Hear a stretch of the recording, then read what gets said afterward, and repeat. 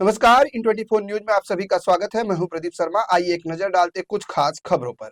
महाराष्ट्र में महानगर पालिका चुनाव को लेकर जारी सियासी संग्राम के बीच एनसीपी के दोनों दलों को लेकर एक बड़ी खबर सामने आई है। दरअसल पुणे महानगर पालिका चुनाव को लेकर अजीत पवार गुट के साथ गठबंधन की बातचीत टूटने के बाद शरद पवार की पार्टी ने महाविकास अघाड़ी से फिर से वार्ता शुरू कर दी है। आपको बता दें कि पिछले 7 दिनों से दोनों एनसीपी गुटों के बीच पीएमसी चुनाव के लिए संभावित गठबंधन पर चर्चा चल रही थी, लेकिन बातचीत अंततः असफल रही।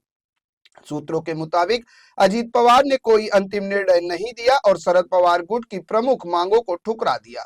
सूत्रों का कहना है कि अजीत पवार ने जोर दिया कि शरद पवार गुट के समर्थित उम्मीदवार केवल घड़ी चुनाव चिन्ह पर ही चुनाव लड़े। इतना ही नहीं, उन्होंने एनसीपी एसपी को 68 सीटों की मांग भी खारिज कर दी। दरअसल अजीत पवार का तर्क था कि 2017 के पीएमसी चुनाव में जब एनसीपी एकजुट थी तब पार्टी के ने केवल 43 सीटें जीती थी, इसलिए 68 सीटों की मांग अव्यवहारिक है।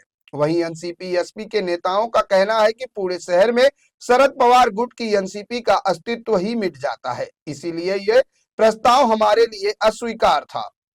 शरद पवार गुट की शर्तों पर गठबंधन से अजीत पवार के इनकार के बाद सुप्रिया सूले और जयंत पाटिल समेत एनसीपी एसपी के वरिष्ठ नेताओं की बैठक हुई, जिसमें सर्वसम्मति से यह फैसला लिया गया कि पीएमसी चुनाव एमबीए के साथ मिलकर लड़ा जाए।